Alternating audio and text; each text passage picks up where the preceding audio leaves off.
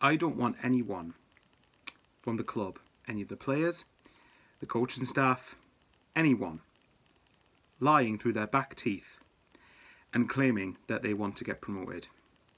Because on the evidence of the last 3 games alone, that is garbage.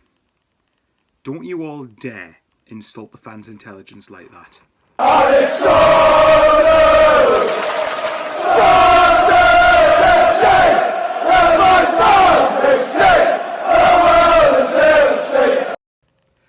I want to refer to an article that Craig Hope wrote. I think it was within the last week, but I could be wrong. But basically in it, he reported, so this is reportedly, I'm taking Craig Hope's word for this, but he reported that Christian Speakman had a meeting with the Sunderland players not long after Lee Johnson was sacked, and basically said the reasons why he was sacked, he wasn't meeting certain criteria, which I think is fair. I think that our away form wasn't good enough, and I stand by that. And then some of the players reportedly said that they questioned the sacking and said, what happened to the long-term project? Now, for me, that was very telling, because for me, it suggested to me that the players apparently thought they were doing okay. If they think getting battered 4-0, 5-1, 3-0, or 6-0 in the third tier of English football, a league I still maintain Sunderland as a club shouldn't have allowed themselves to be in the first place. If they think that's okay, then that says everything about the standards. It says absolutely everything. And make no mistake about it, let's call the owners into question here. I think that Speakman and KLD deserve questioning for the fact that somehow a head coach has not been appointed yet. It's been, 8, 9 days? 10 days maybe? Since LJ was sacked. And no appointment's been made yet. His successor hasn't come in yet somehow. That's got to be called into question. They've got to call into question on the fact that they didn't replace Tom Flanagan. I know people say, well, we'd go with Danny Barton, but that was before Tom Flanagan left, so I don't count that as a replacement. If anything, you could say Danny Barton is Ollie Younger's replacement. So for me, we should have got another centre-half. That deserves to be called into question. Now, in general, I do like a lot of what the stuff that the ownership have tried to do.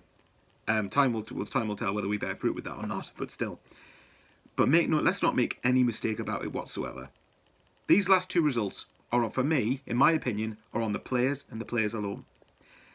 The team that was played against Doncaster Rovers and against Cheltenham Town was good enough to get 6 points. I'm not having anyone tell me different. If the team that was played was not good enough to beat either of those sides, that might as well not bother playing the games for the rest of the season then. Because for me, that team was more than good enough. And I don't want any of those, and I'm going to be very brutal in my words here. Don't let any one of those leeches or vermin come on here, come on Sunderland's Twitter, Sunderland's website, wherever it is. Don't let any of them fool you into thinking that they want to get promoted, because they clearly don't. The last 2 games, they clearly don't want to go up. If they did, they would have got 6 points, or at least 4 from those 2 fixtures. I didn't watch the Cheltenham game, so this is me just more talking about the context of the result. And for me, the best saving grace is I was at work and I didn't get to watch the game. And the fact of the matter is, when Cheltenham were ahead, I was keeping up with the game. When I found out Cheltenham were ahead, I was angry for about 30 seconds, and then I was just like, okay. Standards have fallen far too long at this football club, and the players have got to address this. And as I keep banging on about the clean sheet thing, if you're not going to bother to keep clean sheets, and you're not going to bother to beat the sides down the bottom end of the league, which I've said repeatedly has cost Sunderland and kept us in this league for 4 seasons, then we might as well not bother. And I think Wigan will drop points just because of the sheer nature of their fixture list and the fact they'll have a game repeatedly every few days. But it doesn't matter, because we won't bother to take advantage. For me, with Roy Keane, like I said on Saturday, on Fans React, go and watch that video. It's a bit more colourful language than I'm using on here. But I said, with Roy Keane, I had reservations about him, and I still do to a degree, but he would demand higher standards. And for me, get him in for that alone. The last point I'm going to make before I finish my rambling is, if this reaction from the players is a reaction, or to an extent taking a huff, that Lee Johnson's gone, hence what happened to the long-term project, I'm going to give a very blunt and strict message to the players.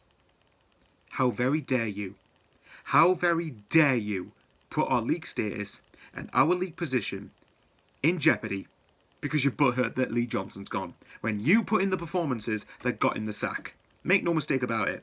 Player accountability has gone far too under the radar, and it's about time it comes to the surface. Those leeches, If that's your response, get out of the club, terminate your contract, and never play for us again.